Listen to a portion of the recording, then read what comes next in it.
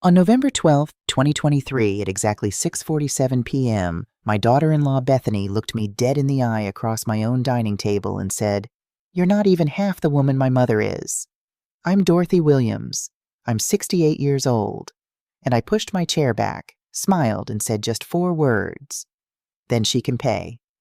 My name is Dorothy Mae Williams, and that night changed everything. For 7 months, I had been secretly paying $850 every single month for the apartment where my son James and his wife Bethany lived at Peachtree Towers, Unit 412. I believed it was temporary. I believed I was helping my only child through hard times. I never imagined that while I was skipping my arthritis medication and selling my late husband's wedding ring to make those payments, they saw me as nothing more than a burden, an inconvenience, someone beneath them. If you're listening from somewhere far away, drop your city in the comments so I can see how far this has traveled. And please, stay with me until the end. It had all started 7 months earlier, on a rainy Tuesday in April. James showed up at my door at 9 p.m., his eyes red and swollen, his shoulders shaking. He's 40 years old, my baby boy, and seeing him cry still breaks something inside me that never quite heals. "Mama," he'd said, his voice cracking like it did when he was 12 and fell off his bicycle. "Mama, I lost my job. They laid off half the department. We don't have money for rent. The landlord wants $850 by Friday or we're out on the street." I didn't hesitate. Not for 1 second. That's what mothers do, isn't it? We catch our children when they fall, no matter how old they get, no matter how far they have to fall. I took him into my kitchen, the same kitchen where I'd bandaged his scraped knees and helped him with homework and taught him how to make his father's favorite peach cobbler. I made him sweet tea the way he liked it, with 3 teaspoons of sugar and a squeeze of lemon. And I listened. "It's just temporary, Mama," he promised, gripping his glass so tight I thought it might shatter.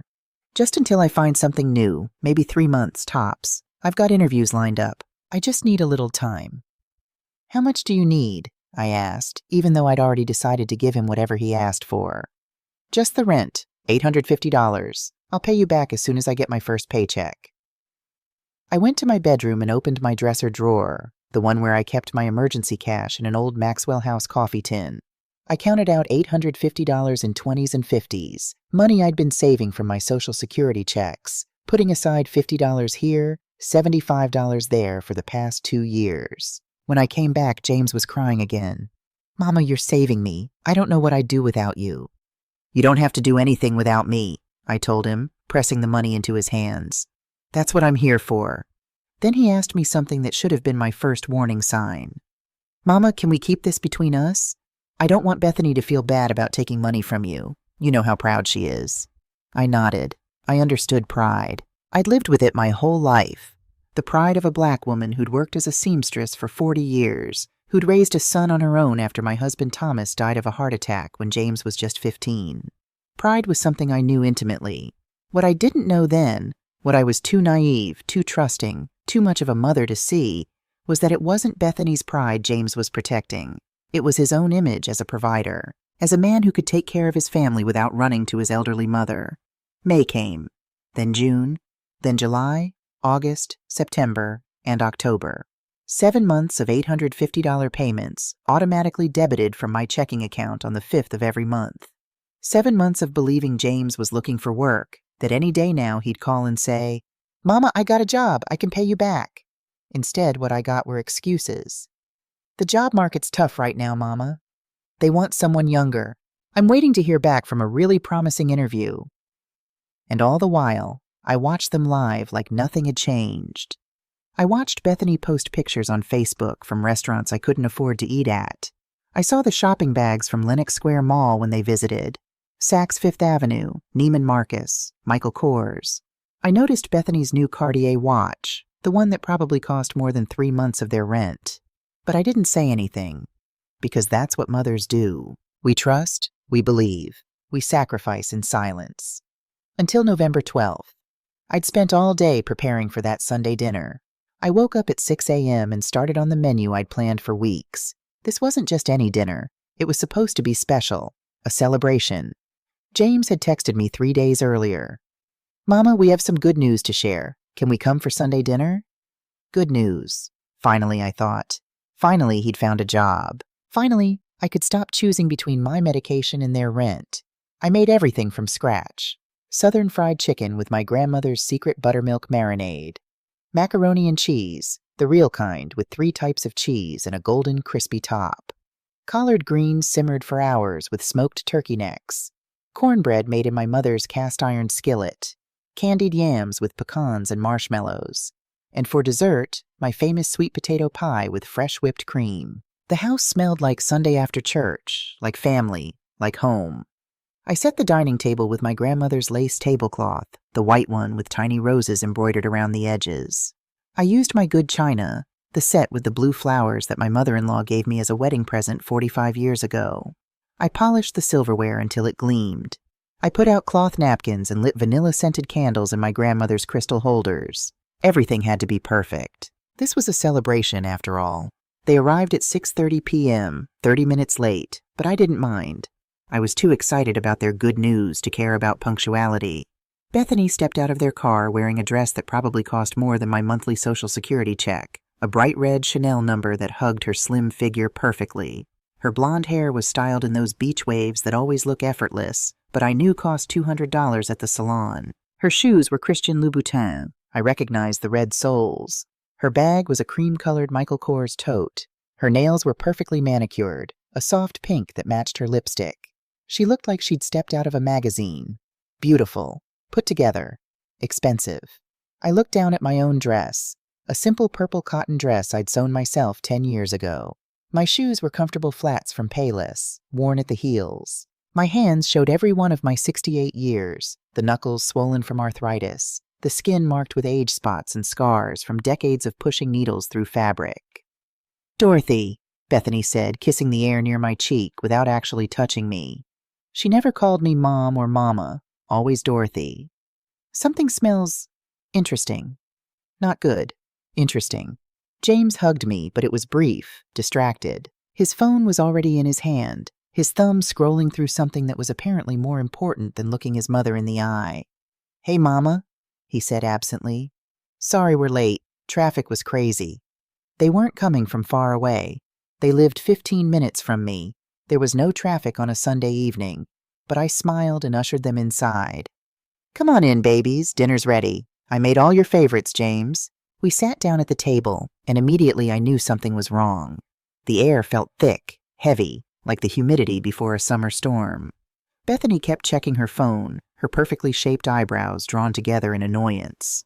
James wouldn't meet my eyes, his gaze darting everywhere except toward me. "Let's say grace," I suggested, reaching for their hands. Bethany pulled her hand back like I'd tried to burn her. "We don't really do that anymore, Dorothy. We're more spiritual than religious now." Spiritual than religious. My son, who I'd raised in Mount Zion Baptist Church, who I'd dressed in his Sunday best every week for 18 years, who'd been baptized in that church, sang in the youth choir, served as an usher.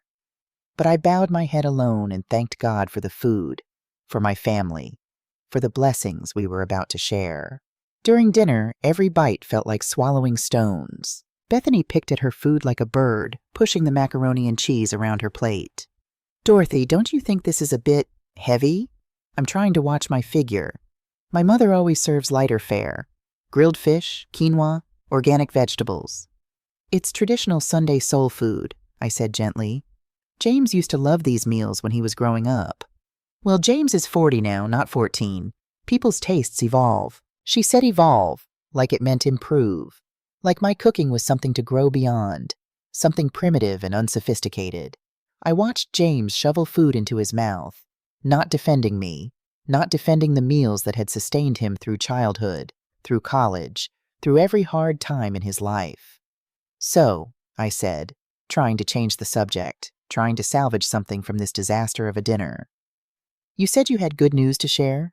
James and Bethany exchanged a look. She nodded slightly and he cleared his throat. "Well, Mama, we've been thinking about our future, about what we want our lives to look like." My heart lifted. This was it. The job news. Finally. "Bethany and I have decided we want to buy a house. A real house, not an apartment. Something in Buckhead, near her parents. Something with good schools for when we have kids." I smiled even though a small voice in the back of my mind whispered a question. "How? How were they buying a house when I was paying their rent? That's wonderful, baby. I'm so happy for you. There's more, Bethany said, setting down her fork with a delicate clink.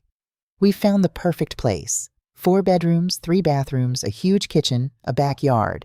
It's $650,000. The number hit me like a fist to the stomach. $650,000. I was eating rice and eggs for dinner most nights so they could have a roof over their heads, and they were shopping for $650,000 houses. That's a lot of money, I managed to say.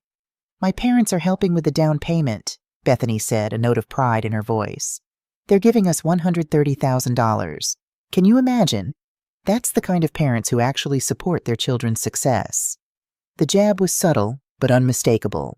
Parents who actually support their children's success. As if I hadn't supported James every day of his life. As if I wasn't supporting him right now, bleeding my savings dry to keep a roof over his head. That's very generous of them, I said carefully. It is, Bethany agreed. She leaned back in her chair, studying me with those ice-blue eyes. You know, Dorothy, I have to be honest with you about something. My stomach clenched. Here it comes, I thought. The thank you. The acknowledgement. James must have told her about the rent. She's going to apologize for all the shopping, all the restaurants, all the expensive things while I was sacrificing. I've been thinking about this for a while, Bethany continued, her voice taking on that tone she used when she wanted to sound reasonable, caring, when she was really about to say something cruel. And I think it's time we address something that's been bothering me. I waited, my hands folded in my lap, the sweet potato pie I'd been so proud of sitting untouched in the center of the table. You're not even half the woman my mother is. The words fell into the room like a bomb, detonating in the silence, destroying everything. I sat perfectly still, my heart suddenly pounding so hard I could hear it in my ears. Around me, the candles flickered, casting dancing shadows on the walls of the home I'd lived in for 40 years. Bethany didn't stop. My mother is a successful dermatologist with her own practice. She drives a Mercedes S-Class. She has a beach house in Hilton Head. She's traveled to 47 countries. She's sophisticated, educated, independent. She built something with her life. Each word was a knife, carefully placed, deliberately cutting. You? Bethany's lip curled slightly. You spent your whole life sewing other people's clothes, hunched over a machine in a little shop, making minimum wage, hemming pants and taking in dresses. You never built anything. You never became anything. You just existed. She looked around my dining room with visible disgust. And this house. Dorothy, it's stuck in 1985. The wallpaper, the furniture, the decorations. My mother's house looks like something out of Architectural Digest. Modern, clean, minimalist. This looks like a museum of poverty. James shifted in his seat but said nothing. Not one word in my defense. He stared at his plate like it held the secrets of the universe. His jaw working, but his mouth stayed shut. I thought about all the nights I'd stayed up past midnight, sewing by lamplight, finishing wedding dresses and prom gowns and christening outfits so I could afford to send James to Morehouse College. I thought about the second job I'd taken as a housekeeper at the Ritz-Carlton, cleaning toilets and making beds, so James could have spending money and not feel poor compared to his classmates. I thought about selling my mother's jewelry, my few precious things, so James could study abroad his junior year. I had sacrificed everything. Everything. And this was what I got in return.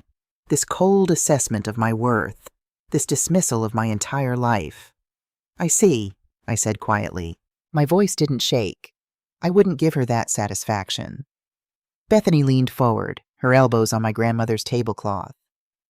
Don't take this the wrong way, Dorothy. I'm just being honest. James deserves better than to be tied down by this. She waved her hand vaguely, encompassing me, my home, my life.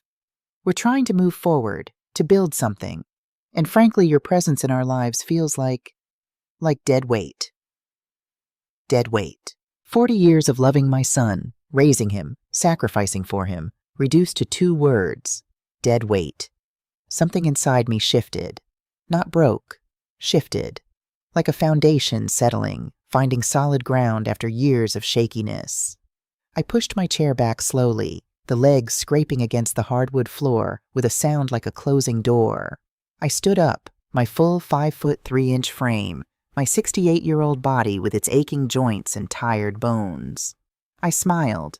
It wasn't a kind smile. It wasn't a hurt smile. It was a smile that my grandmother used to give people right before she put them in their place with such precision they didn't even realize they'd been cut until later.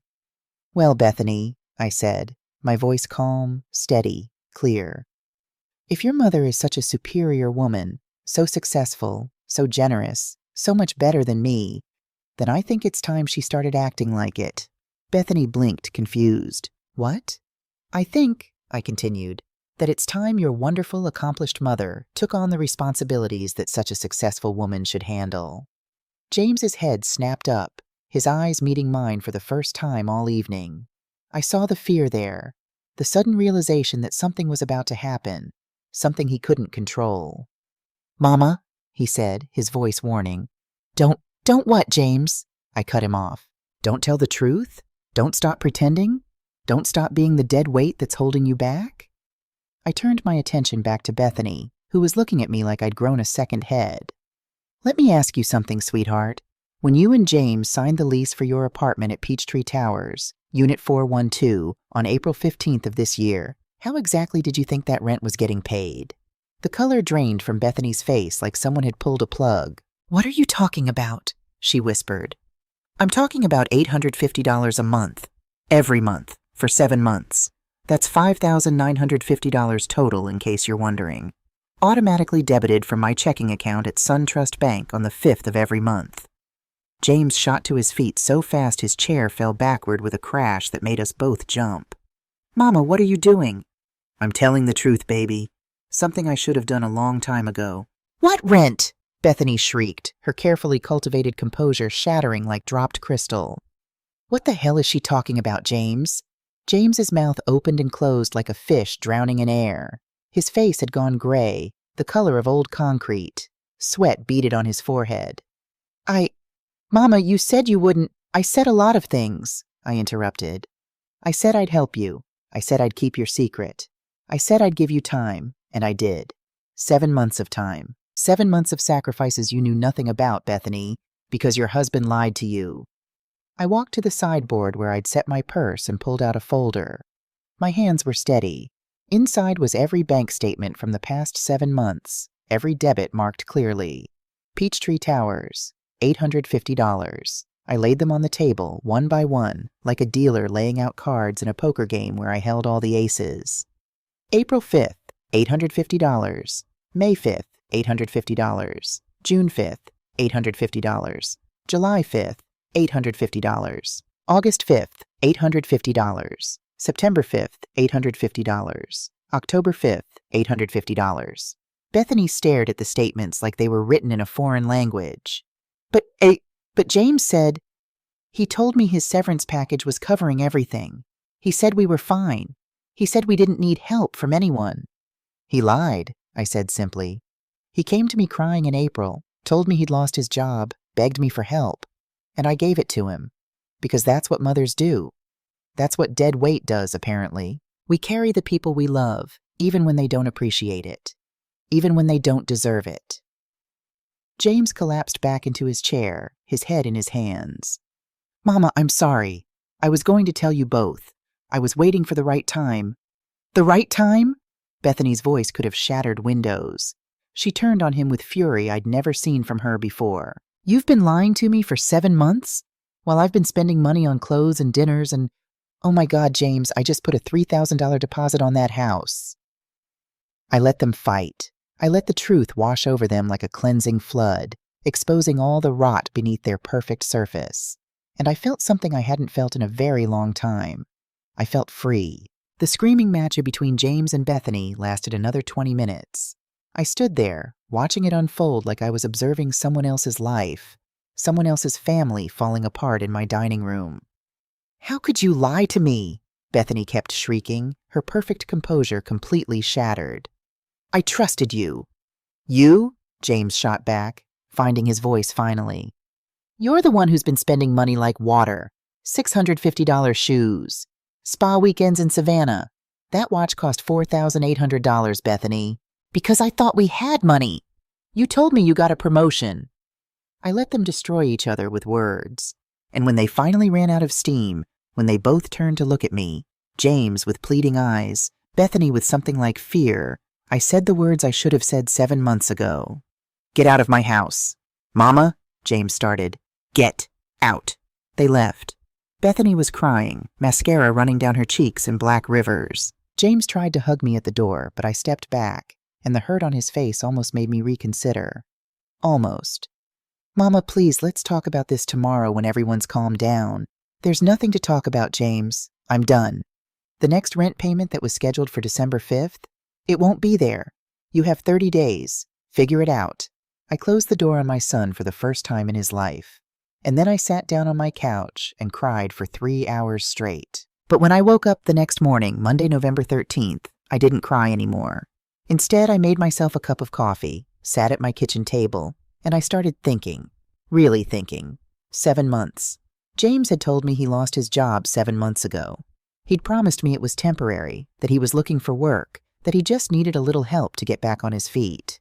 But now I remembered things. Small things. Details that hadn't made sense at the time, but suddenly fell into place like pieces of a puzzle I hadn't known I was solving. Week 1 Monday morning, I sat down with a notebook, one of those black and white composition books from the dollar store, and I started writing down everything I could remember from the past 7 months. April 18th, 3 days after James asked for help, I'd stopped by their apartment unannounced to drop off some leftovers. James wasn't home, but Bethany had mentioned he was at a team meeting. If he'd lost his job on April 15th, why would he have a team meeting on April 18th? May 22nd, James posted on Facebook about a great lunch with the team. He'd tagged himself at the Sundial restaurant. Lunch there costs $50 to $75 per person minimum. June 10th, Bethany posted photos from a weekend in Savannah. The caption read, "James surprised me with a spontaneous getaway. Best husband ever. The hotel they stayed at, the mansion on Forsyth Park, costs $400 a night minimum. July 4th, family cookout at my house. James had shown up in a new polo shirt, Ralph Lauren, tag still on it. When I asked, he said it was a gift from a client. What client? He'd told me he'd been laid off. August 15th, I'd called James at 2 p.m. on a Tuesday. He answered out of breath and said he was just finishing up at the gym. The gym, in the middle of the day, when he should have been job hunting. September 20th, Bethany's birthday. They'd gone to Bacchanalia, one of the most expensive restaurants in Atlanta.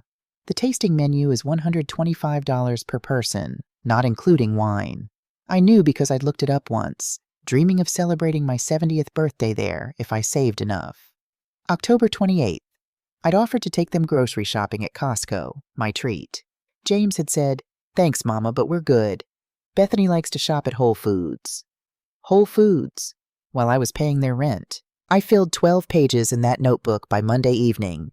12 pages of memories, of details, of small lies that had seemed like nothing at the time but now formed a picture I couldn't ignore. Tuesday morning, November 14th, I did something I'd never done before. I went to their apartment. I still had a key. James had given me one for emergencies when they first moved in. I'd never used it. The thought of invading my son's privacy had always felt wrong, but this was an emergency of a different kind. I waited until 10 a.m. when I knew they'd both be out. James's car, a 2022 Honda Accord, which I now realized he'd gotten despite being unemployed, was gone from the parking lot. So was Bethany's Lexus. My hands shook as I unlocked their door. The apartment was exactly what I expected. Expensive, tasteful, perfect. A cream-colored couch that probably cost $3,000. A 65-inch flat-screen TV mounted on the wall. Fresh flowers in a crystal vase on the dining table. Everything looked like a page from a Pottery Barn catalog. I went straight to James's home office. His desk was neat, organized. Too organized, like he was hiding something. I started with the drawers. The first two had normal things. Pens, notepads, charging cables, old birthday cards. The third drawer was locked. I'm not proud of what I did next. I took a bobby pin from my hair and picked the lock. My grandmother had taught me how when I was 12, saying, "Dorothy May, you never know when you might need to get into something that's been locked against you." The drawer opened. Inside were bank statements. Lots of them. All from an account at Wells Fargo that I didn't know James had. I pulled them out with trembling hands and spread them across his desk. And that's when I found the first real number. $43,287.00. That was the balance in the Wells Fargo account as of October 31st, 2023.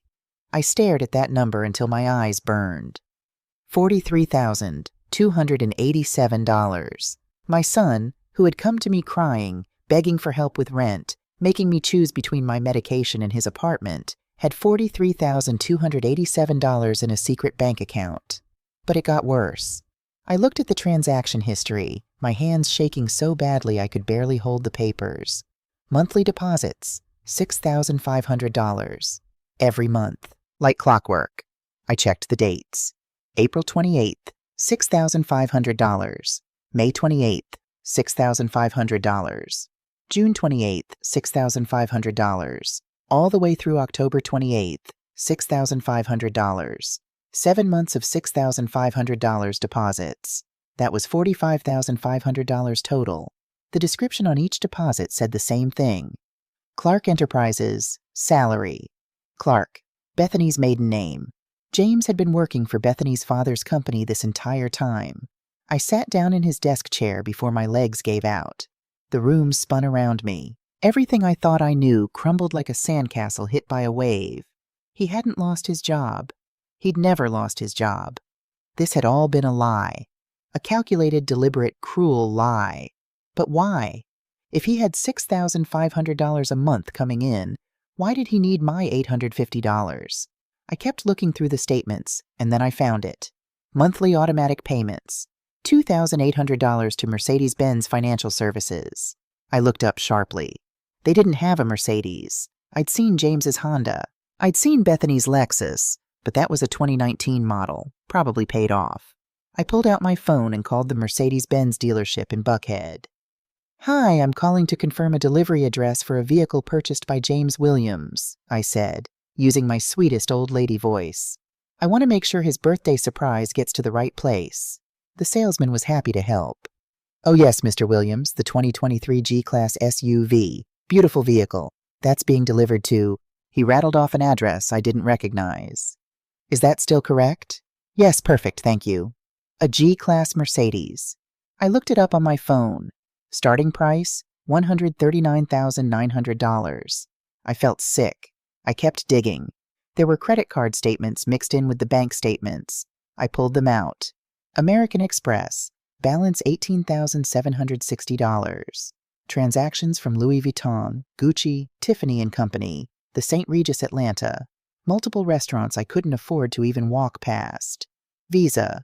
Balance $12,430. More clothing stores, more restaurants. A $3,800 charge to a jewelry store in Lenox Square Mall. MasterCard. Balance $8,900. Spa treatments, golf club membership, wine deliveries. Total credit card debt, $40,090.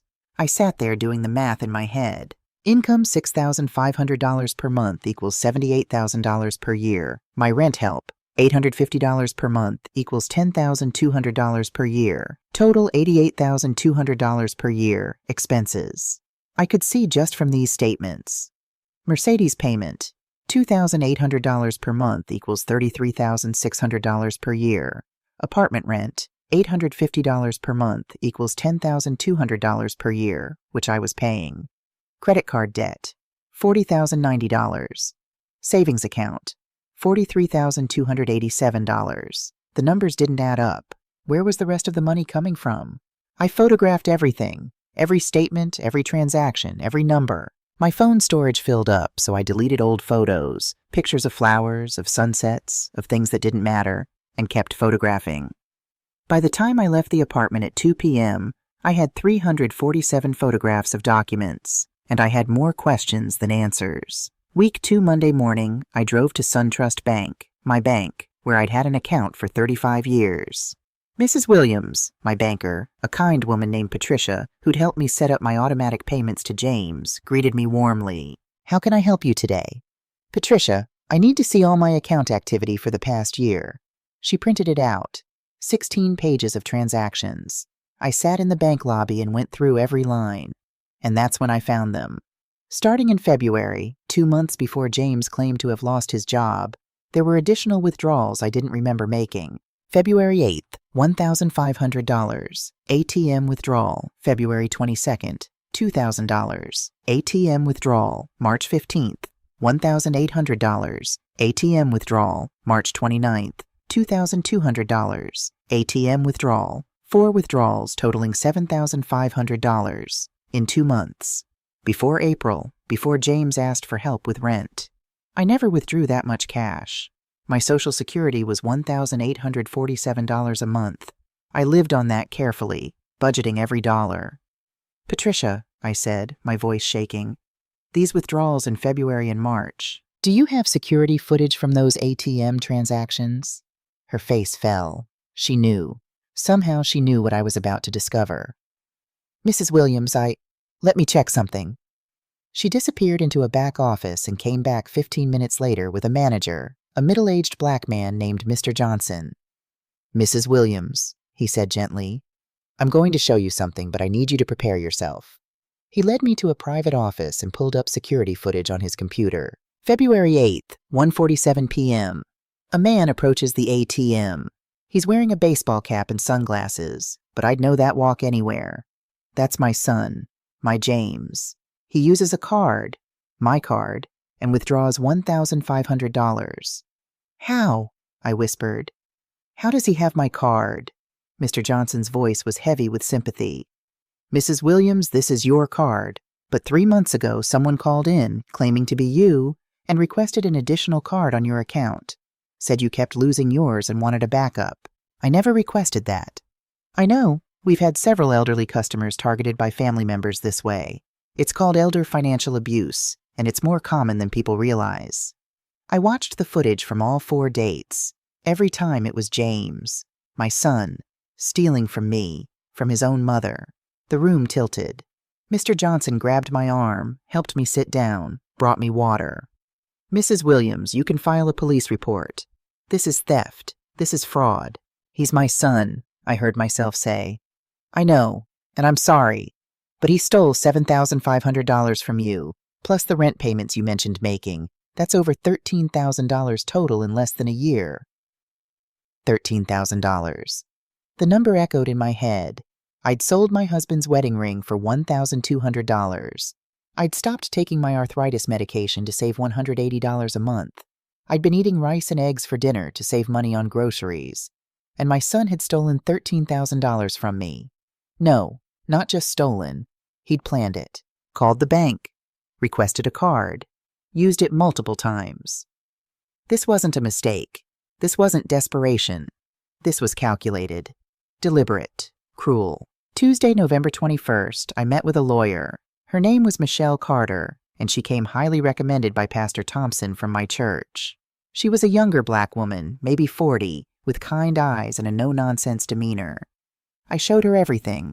The bank statements from James's secret account, the credit card bills, my own bank statements showing the unauthorized withdrawals, the photographs of everything I'd found. She spent 2 hours going through it all, taking notes, asking questions. Finally, she sat back and looked at me with something like sadness. Mrs. Williams, do you know what your son's net worth is right now? No. She pulled out a calculator and started adding. $43,287 in savings, minus $40,090 in credit card debt, plus the equity in that Mercedes, which, assuming he put down $30,000, gives him about $45,000 in vehicle equity, plus whatever equity he has in other assets. She looked up. Conservative estimate? Your son is worth approximately $78,000. But he told me he was broke. He told me he lost his job. He lied, and the unauthorized withdrawals from your account constitute theft. The false pretenses under which he obtained money from you could constitute fraud. If you wanted to press charges, I don't want to press charges. He's my son. Michelle nodded. I understand, but there are other options. You could file a civil suit to recover your money. You could file for a restraining order. You could— What I want, I interrupted, is to understand why. Why did he do this? If he had money, if he was working, why lie? Why steal from his own mother? That, Michelle said softly, is a question only he can answer. But Mrs. Williams, I need you to understand something. This pattern of behavior, lying, stealing, manipulating, This didn't start 7 months ago. Based on what you've told me, this has been going on longer. What do you mean? The Mercedes was purchased in January 9 months ago. The credit card debt goes back over a year. The job at Clark Enterprises, he's been working there for at least 10 months, based on the deposit dates. My head spun. So he's been lying to me for almost a year? At least. Maybe longer. I went home and threw up. Week 3 Wednesday was Thanksgiving. I spent it alone, which I'd never done in my entire life. Pastor Thompson invited me to the church dinner, but I couldn't face people. Couldn't face their questions, their pity. James called 17 times. I didn't answer. Bethany called twice. I didn't answer those either. Instead, I sat at my kitchen table with my notebook and my photographs, and I kept investigating, because Michelle had planted a seed in my mind. This has been going on longer. How much longer? I went through my bank statements for the entire past year, and I found more unauthorized withdrawals, going all the way back to January 2023. January through December 2023. Total unauthorized ATM withdrawals, $23,400. My son had stolen nearly $25,000 from me over the course of a year, but there was more. Had to be more. Friday, November 24th, I did something that shames me to this day. I drove to Bethany's parents' house in Buckhead. I'd only met them once, at James and Bethany's wedding 5 years ago. Dr. Richard Clark and his wife Patricia were old money Atlanta, the kind of people who summered on Martha's Vineyard and had portraits painted instead of photographs taken. Their house was a mansion, truly. A white colonial with columns, sitting on 2 acres of perfectly manicured lawn. I parked across the street and called the number Michelle had helped me find. Dr. Clark's office number. Dr. Clark's office, how may I help you? Yes, I'm calling to verify employment for James Williams. He's listed Dr. Clark's company, Clark Enterprises, as his employer on a rental application. One moment, please. She came back on the line. Yes, mister. Williams has been employed with Clark Enterprises since January 2022. January 2022. Not 10 months. Not a year. 23 months. Almost 2 years. And what is his current position? He's a regional sales manager. His current salary is $78,000 annually, plus commission. $78,000 base salary, plus commission. I thanked her and hung up. James had been lying to me for almost 2 years. Not 7 months. Not 1 year. 2 years. How much money had he taken from me in that time? I went back through all my bank records, going back to January 2022. The unauthorized withdrawals started in March 2022. They happened every month, sometimes twice a month, amounts ranging from $800 to $2,500. I added it up 3 times because I couldn't believe the number. Total stolen from March 2022 through November 2023, $47,830. My entire life savings had been $52,000 before this started. My son had stolen almost everything I had. I sat in my car across from that mansion where Bethany's parents lived, where James now worked, where he'd probably been having family dinners and playing golf and living a whole secret life. And I cried. Not gentle tears. Violent, body-shaking sobs that left me gasping for air. Sunday, December 3rd, I went to church for the first time since the dinner. I sat in the back pew, hoping to be invisible. Pastor Thompson found me anyway. "Sister Dorothy," he said, sitting beside me. "I've been worried about you." "I'm fine, Pastor." "You're not fine. Talk to me." So I did. I told him everything. And when I finished, he was quiet for a long time. "Dorothy, can I tell you something my grandmother used to say?" "Yes, sir." She said, "Baby, sometimes the people who hurt you most are the ones you take a bullet for, and that's why it hurts so bad. Because you would, and they know it, and they use it." I started crying again. "What do I do, Pastor? He's my son, my only child. You love him, but you don't let him destroy you. There's a difference between helping someone and letting them bleed you dry. I don't know if I can face him. I don't know if I can hear his excuses." "Then don't. Not yet. Not until you're ready. But Dorothy, you need to protect yourself. Legally, financially, emotionally." I nodded.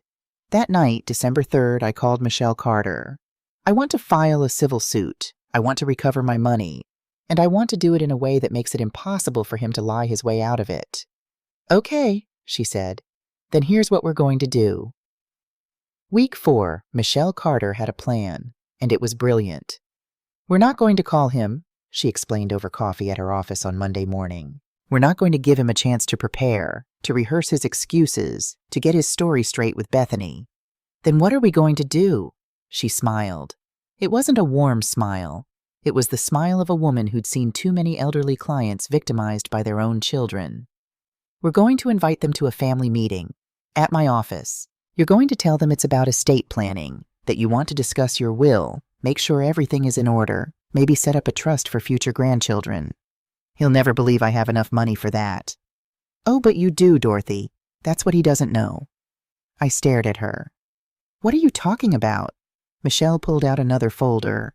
This one had my name on it, but I'd never seen it before. When your husband Thomas passed away 15 years ago, he had a life insurance policy through his job at the post office. Do you remember that? Yes, it was $50,000. I put it in savings. You put it in a high-yield savings account that you haven't touched in 15 years. Dorothy, with compound interest, that account is now worth $78,450. You also have a small pension from your years as a seamstress with the union shop, $847 a month for life. Your house is fully paid off and worth approximately $285,000 in the current market. Your Social Security is $1,847 a month. She looked up at me. Dorothy, your total net worth is approximately $363,000. You're not rich, but you're far from poor. I sat back in my chair, stunned. I'd been living like I was destitute, eating rice and eggs, skipping medication, selling my jewelry. And all along, I'd had over $360,000? Why didn't I know this? Because you never checked. You lived modestly. You never spent the insurance money. You paid off your house years ago. You've been so focused on taking care of James that you never took care of yourself. The truth of that hit me like a punch. So here's what we're going to do, Michelle continued. We're going to invite James and Bethany here on Friday, December 8th at 2 p.m. We're going to tell them it's about estate planning, and then we're going to present them with every single piece of evidence we've gathered. And then what? And then you're going to give them exactly 72 hours to return every penny they stole from you. If they don't, we file criminal charges for elder financial abuse, fraud, and theft. Friday, James and Bethany arrived exactly on time. I was already in Michelle's conference room, sitting at the head of a long mahogany table. Michelle sat to my right, a stack of folders in front of her. James looked terrible. His eyes were bloodshot, his face was drawn, and he'd lost weight. Bethany looked furious, her jaw tight, her arms crossed. Mama, James started, moving toward me. Sit down, please, Michelle said, her voice professional and cool. We have a lot to discuss. They sat across from us. James reached for my hand across the table. I pulled mine back. Mrs. Williams has asked me to facilitate this meeting, Michelle began. I'm her attorney, and we're here to discuss some very serious matters regarding family finances and estate planning. Estate planning? Bethany said, her voice sharp. Dorothy, you said on the phone this was about setting up a trust for future grandchildren. I lied, I said calmly. The same way James has been lying to me for almost 2 years. James went white. Mama, I don't know what you— Let me stop you right there, Michelle interrupted. She opened the first folder. Mr. Williams, do you recognize this bank statement? It was his Wells Fargo statement, showing the $43,287 balance. James's mouth opened and closed. No sound came out. That's what I thought, Michelle said. She spread out more papers.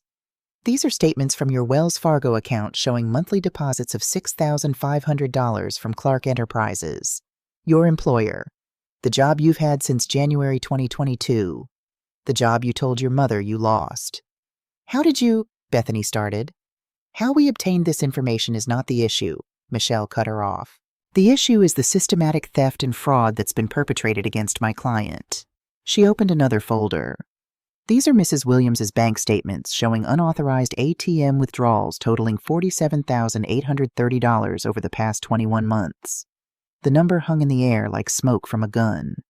$47,830, I said, my voice steady despite the tears threatening to fall. That's how much you stole from me, James. Not borrowed. Stole. Mama, I was going to pay you back. With what? I asked. With the $6,500 a month you've been making at your father-in-law's company, the money you spent on a $140,000 Mercedes, the money you wasted on Louis Vuitton and Gucci and $400 a night hotels. Bethany's head snapped toward James. You bought a Mercedes? What Mercedes? Michelle slid another paper across the table. 2023 Mercedes-Benz G-Class SUV, purchased January 15th, 2023. Monthly payment $2,800. Currently registered to an address at 1547 Piedmont Avenue. That's your parents' address, James said to Bethany, his voice barely a whisper. You bought a car and kept it at my parents' house? Bethany's voice was rising. While you were taking money from your mother? While you told me we were struggling? See, that's the interesting part, Michelle said, clearly enjoying this. You weren't struggling, Mrs. Clark Williams. Your household income was $78,000 base salary plus commission. In 2023 alone, your husband earned $94,500. Combined with the $10,200 he stole from his mother and the $10,200 she paid in rent, your total household resources were $114,900. She paused for effect. The median household income in Atlanta is $77,655. You were living well above average while making your 68-year-old mother-in-law choose between her arthritis medication and feeding you. I watched Bethany's face change as the reality hit her. She looked at James with something like disgust. But here's where it gets really interesting, Michelle continued. She opened a third folder. Mrs. Williams, would you like to share what else we discovered? I took a deep breath. I hired a private investigator, just to follow you for a week, James, to see what you were really doing. James's face went from white to gray. Monday, December 4th, I said, reading from the investigator's report. You left the house at 8:30 a.m. You drove to Clark Enterprises and worked until 5 p.m. Then you drove to 1547 Piedmont Avenue, Bethany's parents' house, where you got into a 2023 Mercedes G-Class and drove to the Piedmont Golf Club. You golfed for 3 hours. Your guest that day was your father-in-law, Dr. Richard Clark. I looked up at him. You told me you couldn't come see me that day because you were job hunting. You were playing golf. Tuesday, December 5th, I continued. You worked all day. Then you drove to the Capitol Grill with Bethany. Your dinner bill was $287. I know because I had the investigator get the receipt. You ordered a $95 steak and a $78 bottle of wine. My voice cracked, but I kept reading. Wednesday, December 6th. You took the day off work. You and Bethany drove to Lenox Square Mall. You spent $1,847 at Saks Fifth Avenue, the same amount as my monthly Social Security check. You spent my entire monthly income on clothes in one afternoon. Bethany had tears running down her face now, but I didn't know if they were from guilt or rage. Thursday, December 7th. You went to work, then you stopped at SunTrust Bank, my bank, at 4:47 p.m. You withdrew $1,500 from my account using the duplicate card you fraudulently obtained 3 months ago. I slid the security footage across the table. That's you, at my bank, stealing from me. James was crying now, his head in his hands. Mama, I'm sick. I have a problem. I'm addicted to spending, to the lifestyle, to... You're addicted to using people. I cut him off. You're addicted to lying. You're addicted to taking the easy way out instead of being a man. Michelle cleared her throat. Mr. Williams, Mrs. Clark Williams, we have documentation of the following crimes. Elder financial abuse under Georgia Code 30-5-8. Theft by taking under Georgia Code 16-8-2. Financial exploitation of an elderly person, which is a felony. Fraud. Forgery in obtaining the duplicate bank card. She let that sink in. The total amount stolen is $47,830. Add the rent payments obtained under false pretenses, $10,200, and we're looking at $58,030 in damages. My client would also be entitled to emotional distress damages, which in cases like this typically run 3 to 5 times the actual damages. That's over $200,000, Bethany whispered. Closer to $250,000, Michelle corrected, plus attorney's fees, court costs, and interest. The room was silent except for James's quiet sobbing. However, Michelle continued, Mrs. T. Williams is willing to offer you an alternative. James looked up, hope flickering in his eyes. That hope made me sick. You have 72 hours until Monday, December 11th at 5 p.m. to return $58,030 to Mrs. Williams's account. Every penny you stole, every penny she paid in rent under your false pretenses. If you do that, she won't file criminal charges. We don't have that kind of money, James said. Yes, you do, I replied.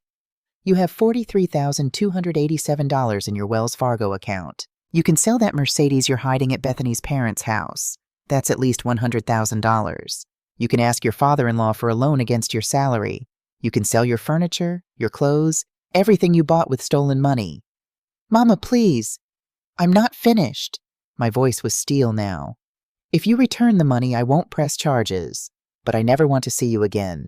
You will not contact me. You will not come to my house. You will not call me. You are no longer my son. Mama, no. I raised a son, I shouted, standing up. I raised a good man, a man who loved his mother, who respected women, who understood integrity and honor.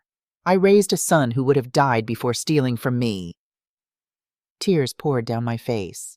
You are not that son. I don't know who you are, but you are not the boy I raised. That boy died somewhere along the way, and this stranger took his place. James was sobbing openly now. Bethany sat frozen, her face unreadable. However, I said, sitting back down, my voice quieter now, if you refuse to return the money, or if you return even $1 less than $58,030, I will file criminal charges. You will be arrested. You will go to trial, and I will testify against you. I looked him in the eyes. I will sit on that witness stand, and I will tell the jury how you came to my house crying, how you begged me for help, how I sold my husband's wedding ring to feed you, and then I will tell them how you spent that money on golf clubs and steaks and designer clothes while I ate rice and eggs. The jury will convict you, Michelle added. Elder abuse cases have a 90% conviction rate in Georgia when there's this much evidence. You'll serve 5 to 10 years in prison. The silence that followed was absolute. Finally, Bethany spoke. Her voice was cold, measured. We'll have the money by Monday. Bethany, James started. Shut up, James. She stood up. We'll liquidate the Wells Fargo account. We'll sell the Mercedes. My father will loan us the rest when I explain what you've done. And then we're getting divorced. She looked at me for the first time with something like respect. I'm sorry, Dorothy. I didn't know. I swear to God I didn't know what he was doing. I believe you, I said, and I did. She walked out without looking back at James. James sat there, broken, crying. Mama, please, I'll do anything. Just don't cut me out of your life. The money, I said. Monday, 5 p.m. That's all I want from you. I stood up and walked out of that conference room. Michelle followed me. In the hallway, I collapsed against the wall, shaking. You did it, Michelle said, putting her arm around me. You stood up for yourself. It doesn't feel like a victory, I whispered. It will. In time, it will. Monday, I sat in Michelle's office, watching the clock. If the money wasn't in my account by 5 p.m., she would file the criminal complaint. At 4:47 p.m., my phone buzzed, a notification from SunTrust Bank. Deposit $58,030. I closed my eyes. It was done. Michelle checked her computer. It's there. Wire transfer from Bethany's account. Not James's? No, hers. Looks like she sold the Mercedes herself, liquidated his account, and got the rest from her father. I nodded. I didn't trust myself to speak. Dorothy, you don't have to cut him off forever. You can leave that door open. No, I said firmly. No, I can't. Because if I leave it open even a crack, he'll push through it. He'll apologize and cry and promise to change. And I'll believe him because I'm his mother. And we'll do this all over again. Okay, Michelle said gently. Okay, 6 months later. I'm sitting on my front porch, drinking coffee and watching the sunrise. It's 6:30 a.m. and the street is quiet except for the birds singing in my magnolia tree. My phone is on the table next to me, but I don't check it compulsively anymore. James called 47 times in the first month after the meeting. Then the calls stopped. I heard through Pastor Thompson that he and Bethany did divorce, that James moved into a small apartment near his work, that he's in therapy. I'm glad he's in therapy. I hope it helps him, but I hope it from a distance. I changed my phone number 2 months ago. I changed the locks on my doors. I removed James from my will. Everything goes to my church now, to fund scholarships for young Black students studying textile arts. The investigator I hired, a kind woman named Angela, became a friend. She's teaching me self-defense at the senior center twice a week. I'm learning that strength isn't just physical. It's also knowing when to say no, when to protect yourself, when to stop sacrificing pieces of yourself until there's nothing left. I started writing this story 3 weeks ago. Pastor Thompson suggested I share it, that maybe it could help other mothers, other women who find themselves being bled dry by the people they love most. So here I am, sharing it with you. I'm 68 years old. I lived my whole life being strong for other people, being the safety net, being the solution to everyone else's problems. And you know what I learned? I learned that at 68, you can still learn to put yourself first. You can still learn to set boundaries. You can still learn that love without respect is just another word for being used. I learned that being a mother doesn't mean being a martyr. I learned that sometimes the people who hurt you most are the ones you'd take a bullet for, and that's exactly why they think they can keep hurting you. But most importantly, I learned that it's never too late to save yourself. My son took $58,030 from me, but I took my life back, and that's worth more than any amount of money. 3 weeks ago, I got a letter. No return address, but I recognized the handwriting. Dear Mama, I'm in therapy 3 times a week.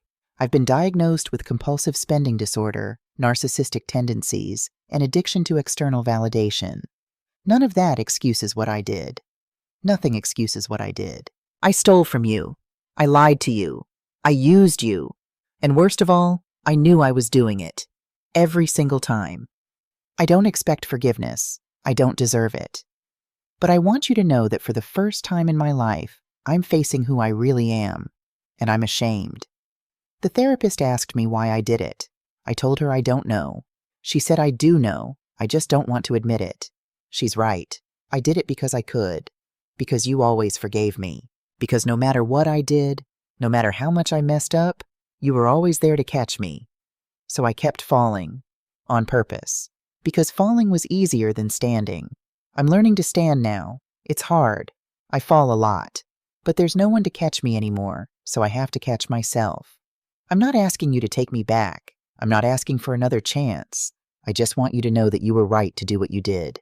You saved my life by refusing to save me anymore. I hope you're happy, Mama. I hope you're finally living for yourself. I hope one day I become the kind of man you deserve to raise. With love and regret, James. I read that letter 3 times. And then I put it in a box with all the other memories I'm not ready to look at yet. Maybe someday. Maybe in a year or 5 years or 10. Maybe when I know he's truly changed, truly grown into someone different. But not today. Today, I'm going to finish my coffee. I'm going to water my roses. I'm going to meet Angela for our self-defense class. Tonight, I'm having dinner with Denise and some ladies from church. Tomorrow, I might call that lawyer Michelle introduced me to. The one who helps elderly abuse victims tell their stories. She thinks my story could help create new legislation to protect seniors from financial exploitation by family members. Maybe it can. Maybe some other mother will hear my story and find the strength to stop being a safety net and start being a whole person again, because that's what I am now. At 68 years old, for the first time in decades, I'm not someone's mother, someone's ATM, someone's solution. I'm just Dorothy, and Dorothy is enough. If you're listening to this and you see yourself in my story, if you're being used, being drained, being taken advantage of by the people who claim to love you, please hear me. It's not selfish to protect yourself. It's not cruel to set boundaries. It's not unloving to say no. Real love doesn't bleed you dry. Real love doesn't take everything and give nothing back. Real love doesn't use your kindness as a weapon against you. You are worth more than what you can give to other people. You are worth more than your sacrifices. You are worth more than being someone's safety net. And it's never, ever too late to save yourself. My name is Dorothy Williams. I'm 68 years old, and I'm finally free.